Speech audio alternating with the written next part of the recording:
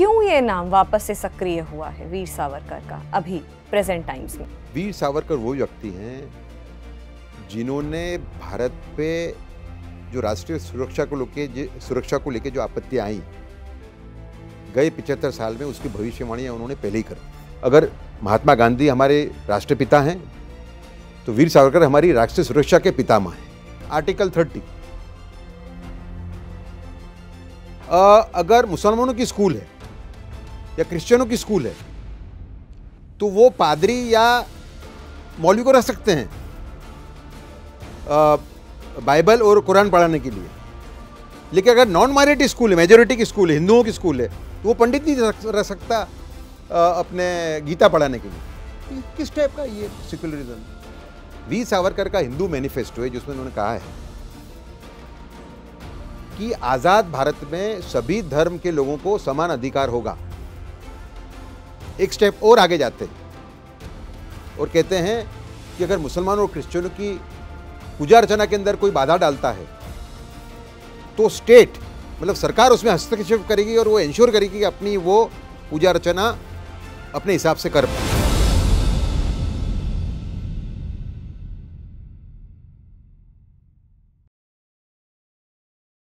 इसके साथ एक और बहुत विशेष टॉपिक है जो आपके दिल के बेहद करीब है, वो है वीर सावरकर। आपने ये किताब वीर सावरकर लिखी, लेकिन आज के मैं समाज के परिप्रेक्ष्य में बात करूं तो ये नाम दोबारा से सक्रिय हो गया है। एक फिल्म भी आई है जिसमें रणदीप हुड्डा ने एक बहुत अच्छा किरदार भी निभाया है, अच्छी एक्टिंग भी की है उन्होंने। लेकिन क्यों ये नाम वापस से सक्रिय हुआ है वीर सावरकर का अभी प्रेजेंट टाइम्स में? ऐसा है कि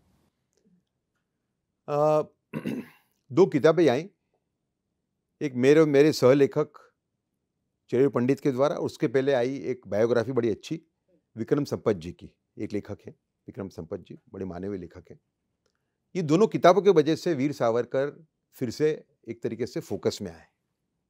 वीर सावरकर कौन है? वीर सावरकर वो व्यक्ति हैं जिन्होंने भारत पे जो राष्ट्रीय सुरक्षा को लेके जो आपत्तियां आई गए 75 साल में, उसकी भविष्यवाणियां उन्होंने पहले ही कर दी थी। वो आसाम हो, वो पाकिस्तान हो, चाइना हो, सभी समस्याओं की भविष्यवाणी पहले की थी। तो मैं वीर सावरकर, हमारी जो पुस्तक है मेरी और चेरेरू पंडित के, वीर सावरकर जो भारत का विभाजन रोक सकते थे, उसने इस बात को साबित कर दिया है कि वीर सावरकर, अगर महात्मा गांधी हमारे राष्ट्रपिता हैं तो वीर सावरकर हमारी राष्ट्रीय सुरक्षा के पितामह हैं। इसको हमने साबित कर दिया है। अब तो मैं कहता हूं कि ये नोस्ट्राडेमस में कि जो भी समस्या आ रही है सब उन्होंने पहले से देख ली थी। लेकिन एक और बात है उदय जी कि कुछ लोग उनको महानायक मानते हैं, कुछ लोग नहीं मानते हैं, जिसमें एक बहुत बड़ा एक रोल ये रहा है कि जिस तरह से उन्होंने अंग्रेजों से माफी मांगी थी, उसको लेकर के एक डिवाइडेड ओपिनियन है सोसाइटी में वीर सावरकर को लेकर। तो ऐसा है कि वीर सावरकर भारत की एकता और अखंडता के समय बड़े प्रतीक हैं। जिनको ये लगता है, जो लोग विभाजित भारत पे जिनका पोषण है, उनको ये लगता है कि वीर सावरकर की अगर विचारधारा फैल गई देश के अंदर तो हमारी दुकान बंद हो जाएगी। वीर सावरकर का हिंदुत्व क्या है? वीर सावरकर का हिंदू मैनिफेस्टो है जिसमें उन्होंने कहा है कि आजाद भारत में सभी धर्म के लोगों को समान अधिकार होगा। एक स्टेप और आगे जाते हैं और कहते हैं कि अगर मुसलमानों और क्रिश्चियनों की पूजा अर्चना के अंदर कोई बाधा डालता है तो स्टेट मतलब सरकार उसमें हस्तक्षेप करेगी और वो इंश्योर करेगी कि अपनी वो पूजा अर्चना अपने हिसाब से कर पाए। लेकिन आजाद भारत अल्पसंख्यकवाद के नाम पे, मुस्लिम तुष्टीकरण के नाम पे देश के अंदर दूसरा देश बनने की अनुमति नहीं देगा। आप समझे? आपको इसको एक बड़े परिप्रेक्ष्य में समझना होगा।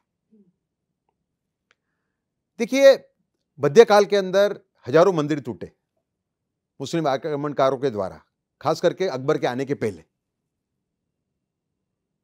अकबर ने उसको रोका, ठीक है।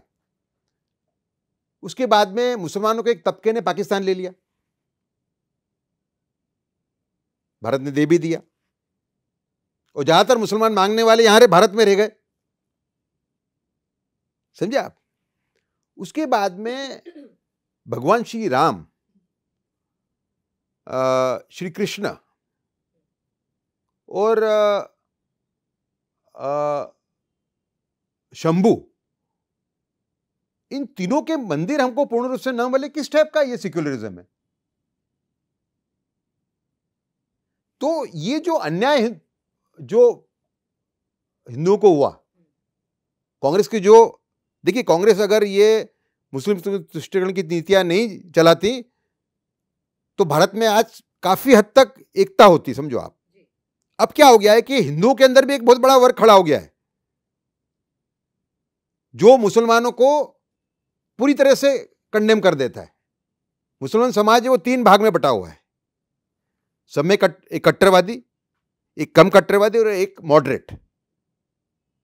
आपको सब में कट्टरवादी, उससे लड़ना पड़ेगा। जो कम कट्टरवादी है उसको कंट्रोल में रखना पड़ेगा, समझाना पड़ेगा, उसका डायलॉग चालू रखना पड़ेगा, और जो नहीं कट्टरवादी उनको साथ में रखना पड़ेगा।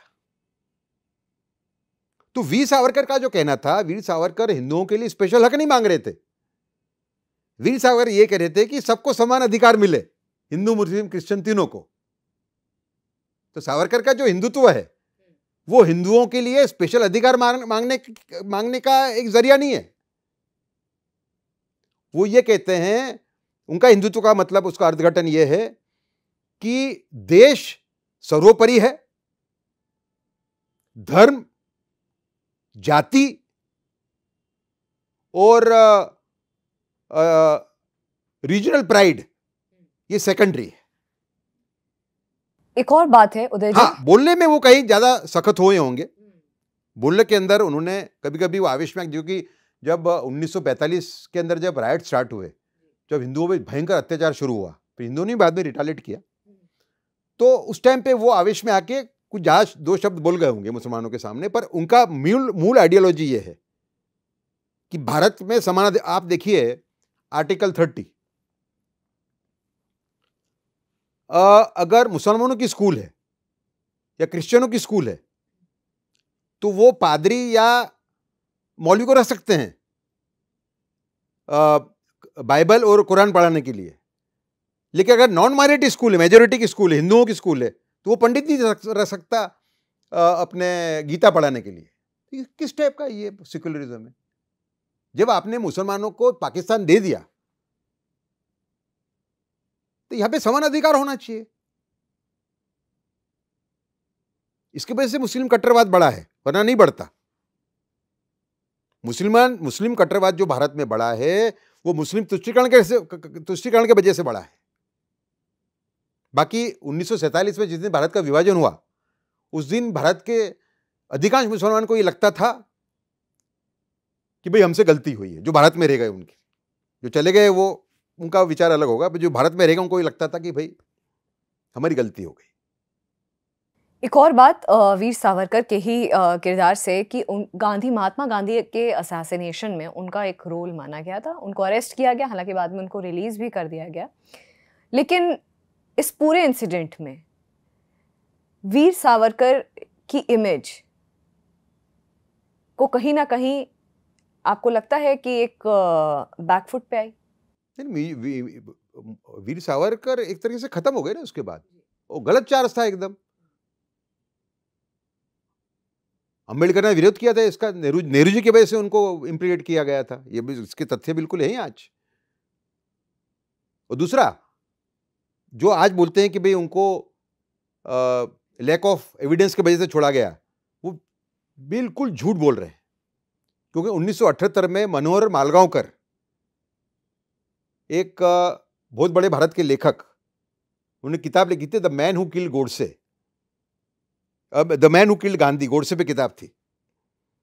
उसमें उन्होंने लिखा है कि मैं जब दिगंबर बड़गे, जिसके स्टेटमेंट के आधार पे सावरकर जी को इंप्लीकेट किया गया, जब मैं उनसे जाके मिला 1978 में, 30 साल के बाद, गांधी हत्या के 30 साल के बाद, उन्होंने मुझे कहा कि मैंने जो स्टेटमेंट दिया था सावरकर के विरुद्ध में, वो मैंने सरकार के प्रेशर में आके दिया था। पूरी पूरी पूरी बात ही एंड हो जाती है।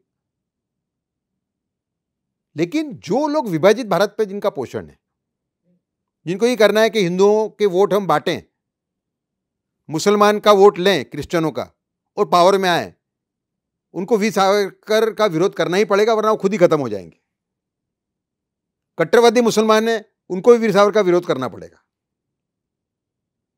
और जो कट्टरवादी क्रिश्चियन है, जो वीर सावरकर ने धर्म परिवर्तन का भी बहुत विरोध किया था, क्रिश्चियन भी उनका विरोध करते हैं। तो वीर सावरकर देश के बहुत बड़े व्यक्ति थे। मैं आपको उनकी एक और बात बताऊं, वीर सावरकर जब संपूर्ण रूप से रिहा कर दिए गए 1937 के अंदर, उस टाइम पे सुभाष चंद्र बोस, एसएम जोशी और अच्युतराव पटवर्धन जैसे 3 कांग्रेस के नेताओं ने उनको न्योता दिया कि आप कांग्रेस में आइए, कांग्रेस को बल मिलेगा। अगर वीर सावरकर उस टाइम पे कांग्रेस में चले जाते तो कोई भी स्थान वो प्राप्त कर सकते थे, ऐसी उनकी आभा थी। जो ने यातनाएं झेली थी अंडमान निकोबार के अंदर, सेल्युलर जेल के अंदर, उसके बाद में उनकी एक ऐसी आभा थी कि कोई भी स्थान पे वो पहुंच सकते थे। लेकिन उन्होंने ना कहा, उन्होंने ये इनविटेशन को अस्वीकार किया, ये कहते हुए कि कांग्रेस हिंदू हकों का हनन करके मुस्लिम तुष्टीकरण कर रही है और इस पथ पे इतनी आगे बढ़ चुकी है कि उसका वापस आना नामुमकिन है। अगर मैं कांग्रेस ज्वाइन करता हूं तो मैं इस पाप का भागीदार बनूंगा, क्योंकि भारतवर्ष के अंदर मुस्लिम तुष्टीकरण करके हिंदू हकों का हनन करना ये देश के साथ धोखाधड़ी है। और उनका स्टेटमेंट उन्होंने इशू किया था कि मैं सही देशभक्तों की आखिरी पंक्ति में खड़ा रहना पसंद करूंगा, बजाय ऐसे लोगों की पहली पंक्ति में जो देशभक्ति के नाम पे देश के साथ धोखाधड़ी कर रहे हैं। आप समझे? धनंजय कीर जो हैं, उनके पहले बायोग्राफर वीर सावरकर के, उन्होंने ये लिखा है कि ये उनका योगदान, जो हमने हमारी किताब में लिखा है कि योगदान उनका राणा प्रताप जैसा योगदान था। जब अकबर ने राणा प्रताप को न्योता भेजा कि आप आइए, जब सभी राजपूत राजा अकबर के साथ जुड़ गए थे, लेकिन राणा प्रताप नहीं जुड़े, तो ये योगदान जो उनका था वो राणा प्रताप जैसा योगदान था, ऐसा उनका कहना है। मगर क्यों उन्होंने अंग्रेजों से माफी मांगी? वो तो बिल्कुल गलत बात है। उन्हें 10 माफियां मांगी, लेकिन कैसे मांगी है? क्या वो गांधी जी के फॉलोअर थे? नहीं, वो छत्रपति शिवाजी के फॉलोअर थे। वो अनुयायी थे छत्रपति शिवाजी, जो क्रांतिकारी व्यक्ति थे। उन्होंने इस बात को छुपाया भी नहीं है। उन्होंने अपने किताब मेरी जन्म टिप, दूसरी किताब उनकी अंडमान के अंधेरे से, ये दोनों किताबों में स्पष्ट किया हुआ है कि मैं मेरे सह क्रांतिकारियों को समझाता था कि हमें एक झूठी मूठी माफी देके यहां से बाहर निकलना है और अंग्रेजों को उखाड़ फेंकने की जो लड़ाई है उसको फिर पूर्ण रूप से उसको फिर से स्टार्ट करना है। हम गांधी के हम अनुयायी नहीं है। हम क्यों सड़े यहां पे? हम क्रांतिकारी हैं। और इस बात समय बड़ा प्रूफ ये है कि ये बात उनकी अंग्रेजों ने कभी स्वीकारी नहीं। 1914 के अंदर होम मेंबर थे रेजिनाल्ड क्रैडॉक। उन्होंने एक लेटर लिखा सेल्युलर जेल के अथॉरिटीज को कि भाई जिन लोगों की 5 साल सख्त कैद की सजा पूरी हो चुकी है जेल के अंदर, उनको समुद्र किनारे रहने की छूट दी जाए, पर ये छूट सावरकर को मत देना। अगर सावरकर को ये छूट दी तो सावरकर के क्रांतिकारी दोस्त यूरोप में हैं, वो एक वाहन लेके आएंगे और इनको यहां से भगा के ले जाएंगे। तो देखिए, छत्रपति शिवाजी महाराज ने औरंगजेब के सामने 5 माफी पत्र लिखे अपने पूरे जीवन में। कितने? 5। उसमें से 3 माफी पत्र जो थे, उसके बाद संधि हुई औरंगजेब के साथ में मराठों की, और तीनों संधियां शिवाजी ने तोड़ी, क्योंकि शिवाजी चाणक्य नीति फॉलो कर रहे थे। शिवाजी का यह कहना था कि मेरा जो लक्ष्य है वो हिंदू राज्य है, हिंदवी स्वराज्य। उसके लक्ष्य में कोई बाधा आती है, अगर मुगल ज्यादा पावरफुल हो जाते तो और मेरे को हराने लायक परिस्थिति में हो जाते तो मैं उनकी माफी मांग लूंगा, लेकिन मेरा लक्ष्य यह है। उदय जी, आजादी की लड़ाई में संक्षेप में, ब्रीफ में समझना चाहूंगे कि आप किसका योगदान, किसको आप हीरो मानते हैं भारत की आजादी की लड़ाई में? देखिए, मेरा उत्तर मैं एक एग्जाम्पल के माध्यम से दूंगा। 1956 में एटली, जिन्होंने भारत को आजादी दी 1947 में, वो भारत के इंग्लैंड के प्रधानमंत्री नहीं रहे, लेकिन एक सिटीजन के तौर पे वो भारत आए। और पीवी चक्रवर्ती जो थे, एक्टिंग गवर्नर ऑफ बंगाल, उनके घर पे रहे। उस टाइम पे पीवी चक्रवर्ती, क्योंकि थोड़े खोजी टाइप के व्यक्ति थे, उनको जानना था कि आपने आजादी कैसे दी। 1942 के बाद में कांग्रेस ने कोई प्रेशर खड़ा नहीं किया ब्रिटिशरों पे आजादी देने के लिए, आपने आजादी क्यों दी? ये प्रश्न उन्होंने एक बार पूछा एटली से। एटली ने इसको जवाब बराबर दिया नहीं, कठोर जवाब था। फिर से उन्होंने पूछा, फिर एटली ने जवाब दिया उनका। एटली ने कहा कि इसके 3 मेन कारण थे। एक, आजाद हिंद फौज ने जो प्रेशर खड़ा किया हम पे, वो एक कारण था। दूसरा, जो दूसरा विश्व युद्ध हुआ, उसके अंदर सबसे बड़ा योगदान भारत के सैनिकों का था। अगर एलाइड फोर्सेस जीती हैं तो सबसे बड़ा योगदान उसमें भारत के सैनिकों का है।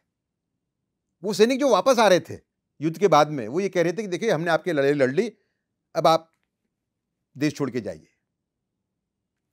और तीसरा था, नेवी की मीटिंग हुई 1946 में, 46 में, जो बॉम्बे डॉक से शुरू हुई और 20 डॉक पे फैली। वो आखिरी संकेत था, इटली के कहने के मुताबिक हमारे लिए एक आखिरी संकेत था कि हमें अब देश छोड़ना पड़ेगा, अब हम देश पे राज नहीं कर पाएंगे। लास्ट में पीवी चक्रवर्ती ने पूछा कि गांधी जी और कांग्रेस का योगदान कितना था? तो उन्होंने होठ ट्विस्ट करते हुए, ये पीवी चक्रवर्ती लिखते हैं ये अपने पत्र में, होठ ट्विस्ट करते हुए कहा, मिनिमल, कम से कम। तो क्रांतिकारियों का मुख्य योगदान था। मैं ये नहीं कहूंगा गांधी जी का योगदान नहीं था। गांधी जी ने एक देश के अंदर एक जागृति लाई। देखिए, आप गांधी जी की बात करें तो स्वच्छ भारत गांधी जी की देन है, inclusive social reform Gandhi ji की देन है, ग्राम स्वराज, विलेज इकोनॉमी को भार देना, वो गांधी जी की देन है। समझे आप? तो गांधी जी के बहुत बड़े योगदान ऐसा नहीं है, पर गांधी जी की 2 गलतियां भारत को बड़ी बड़ी भारी पड़ी। एक तो उनकी जो हिंदू मुस्लिम एकता की उनका पूरा जो मॉडल था, उसके अंदर मैं उसको कहता हूं कि हिंदू मुस्लिम एकता हिंदुओं की कीमत पर। उसमें बलिदान देना पड़ा हिंदुओं को, मुसलमानों को कम देना पड़ा। और दूसरा था उनका संपूर्ण अहिंसा। उनकी जो संपूर्ण अहिंसा है, वो संपूर्ण अहिंसा की परिभाषा मैं मानता हूं गौतम बुद्ध ने भी नहीं की है और महावीर ने भी की है। भगवान महावीर ने भी नहीं की है, जो 2 सब में बड़े कंप्लीट नॉन वायलेंस के सिंबल हैं दुनिया में। गांधी जी दुनिया के ऐसे पहले व्यक्ति हैं जो ये कहते हैं कि कोई आपको मारे तो आप उसका प्रतिकार मत करिए। तो उनका मुस्लिम तुच्छीकरण का मॉडल और उनका संपूर्ण अहिंसा का मॉडल, जो भारत का विभाजन हुआ है, उसके अंदर ये 2 जो उनके मॉडल हैं, उनका मुख्य रोल है। उदय जी, अब दूसरे सब्जेक्ट की ओर आते हैं। सल्तनत पीरियड भारत में और मुगल पीरियड भारत में एक दूसरे से कैसे जुदा हैं, कैसे डिफरेंट हैं? देखिए, एक इतिहास के ज्ञान का अभाव है देश के अंदर कि जब हम मुस्लिम शासकों की बात करते हैं सिर्फ मुगल पीरियड की बात करते हैं। असल में सब में खराब जो एरा था भारत हिंदुओं के लिए, वो था सल्तनत पीरियड। मतलब कुतुबुद्दीन ऐबक से लेके इब्राहिम लोदी तक। इसमें एक भी सुल्तान ऐसा नहीं है जिसने हिंदुओं पे रहम खाई हो। ये किताब है द दिल्ली सल्तनत, वीडी महाजन नाम की एक इतिहासकार हो गए, बड़े बैलेंस इतिहासकार थे, उन्होंने लिखी हुई किताब है ये। और उसके अंदर आप पढ़ोगे तो आपको एक भी ऐसा व्यक्ति नहीं मिलेगा जिसने हिंदुओं पे रहम खाई हो। सभी ने लूटफाट की हिंदुओं के साथ में। हाँ, जहाँ जहाँ जरूरत पड़ी जहाँ उनको ले लिया शासन चलाने के लिए, लेकिन आमतर हिंदू उनके टारगेट पे रहे। वो कुतुबुद्दीन ऐबक हो, इल्तुतमिश हो, अलाउद्दीन खिलजी का तो नाम जानते ही हो आप, फिरोज तुगलक हो, मोहम्मद तुगलक हो, इब्राहिम लोदी हो, सिकंदर लोदी हो, इन सभी ने जबरदस्त अत्याचार हिंदुओं पे किए। उसके बाद में बाबर आए। बाबर का काल तो 5 साल का ही रहा, ठीक है। बाबर भी उनसे कोई ज्यादा अलग नहीं थे। हुमायूं का भी काल कम रहा। लेकिन अकबर भी पहले कट्टरवादी थे। जलालुद्दीन अकबर पहले कट्टरवादी थे। उसके बाद में जब 1570 में जब उनकी जैन और वैष्णव संतों से भेंट हुई, उसके बाद में उनमें परिवर्तन आया और 1570 के बाद में वो पूर्ण रूप से एक तरीके से मॉडरेट बन चुके थे। तो उन्होंने मंदिर तोड़ने पे रोक लगाई।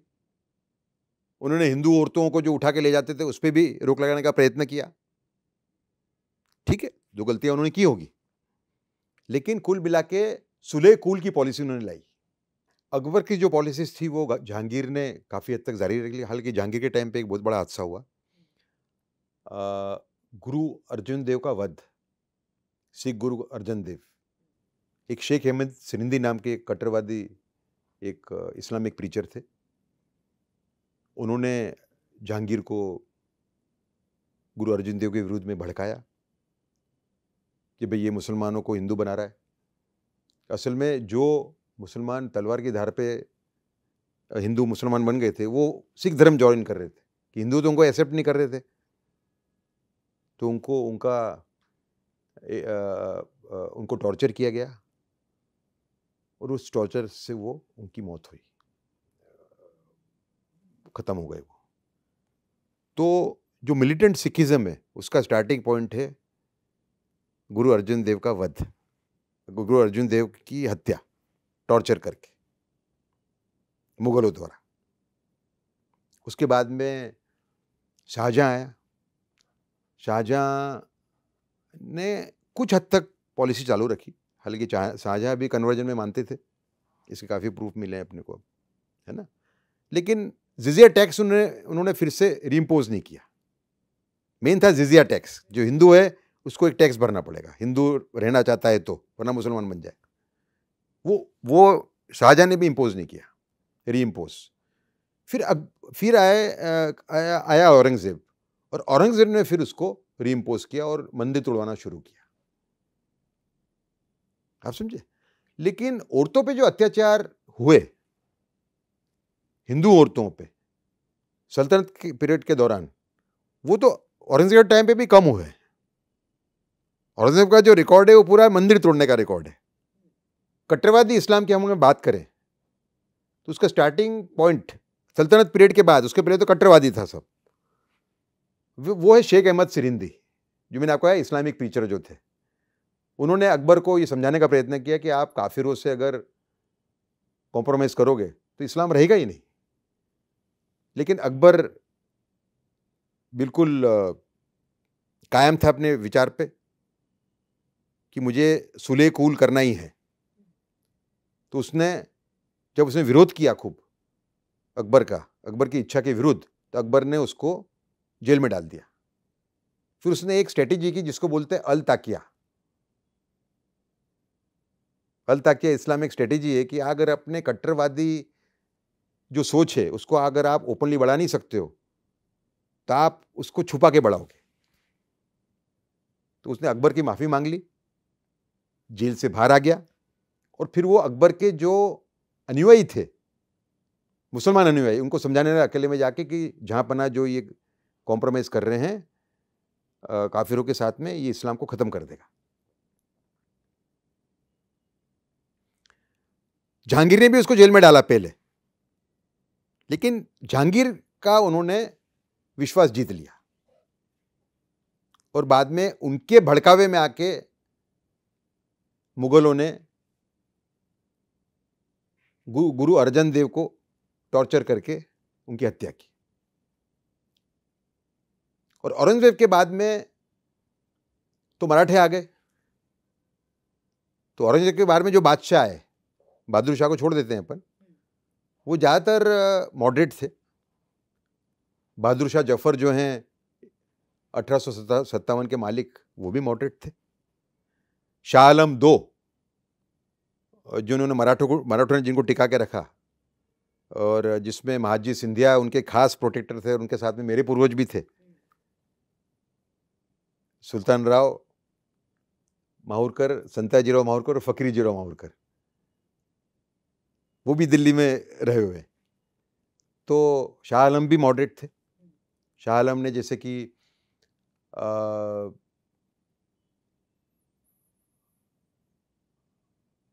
गौ हत्या नहीं होगी ऐसा फरमान निकाला था उन्होंने, महाजी सिंधिया को दिया था,